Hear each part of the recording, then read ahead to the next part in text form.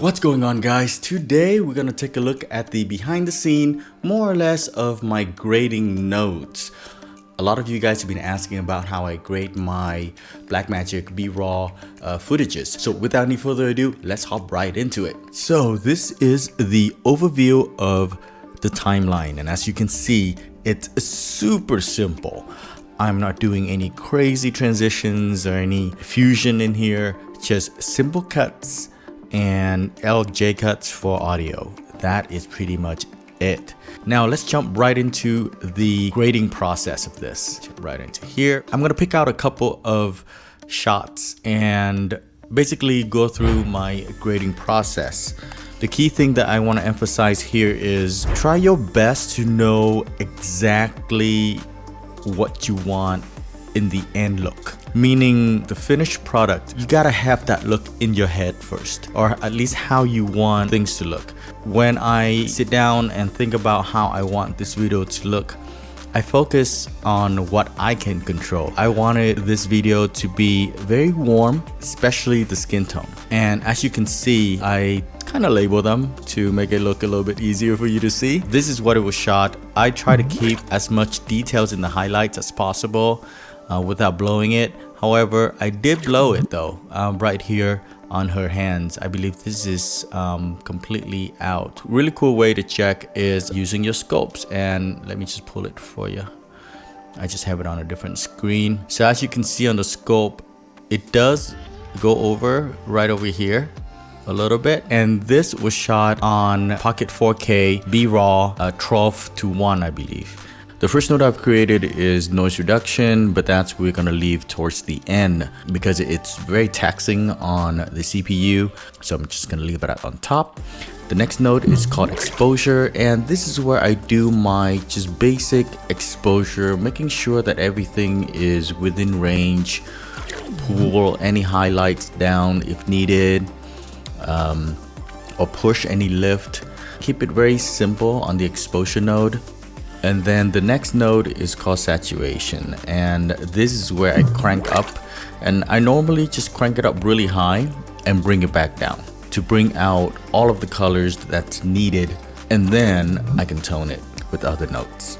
Obviously the warmthness of the skin tone and also how bright this jacket is, and I didn't want that in the shot because I wanted to kind of mute most of the colors and just keep all the warm tones, and that's the idea of this video. I then create layer mixer node. I could have gone with parallel nodes. I think parallel nodes are probably going to be better because the nodes blend in with each other a little bit better. I then qualify for the skin and play with my primary so that this line here will lean towards the skin indicator. If you are using DaVinci Resolve and you don't have this line is basically a skin tone indicator, and you could see it here. What I also do is show 2x zoom, because sometimes it's just not enough for me to see, so I do the 2x zoom.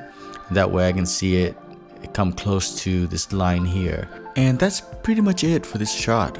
The only other adjustment I've made is create a vignette around the subject, so the subject would pop out a little bit more. And I just basically copy and paste the notes.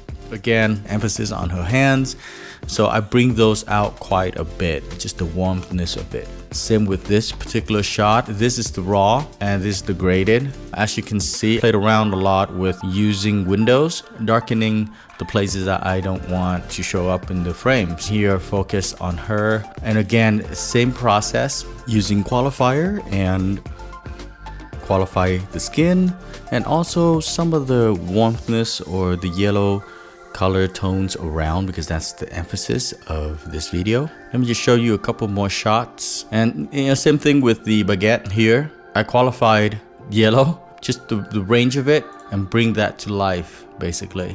And this particular shot here, as you can see from the raw image and the end result, see how much of her skin tone comes to life. And the way I did this is, again, very simple exposure. Make sure my exposure is correct, and then I add in saturation, And when I add in saturation, as you notice, this chair here is also quite bright, and I didn't want that, so I qualified for her face and I make sure that her skin tone is nice, right on the line, versus this look. As you can see, the chair. Okay, and that's pretty much it. Again, the message I really want to get across here is I focus a lot on the skin tone, and of course I made a lot of mistakes too. If you notice right in here, I didn't qualify it properly, or pay too much attention to this. But as you can see, there is that line there. There's a little bit of that artifact.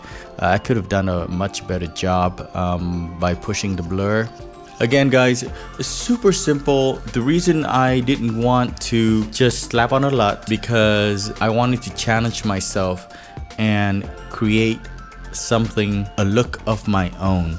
I love the process of just figuring things out on your own. You know, again, for every single shot, what it is I observe the shot and I see what needs to be in focus. What is the story behind this footage? What am I trying to emphasize here?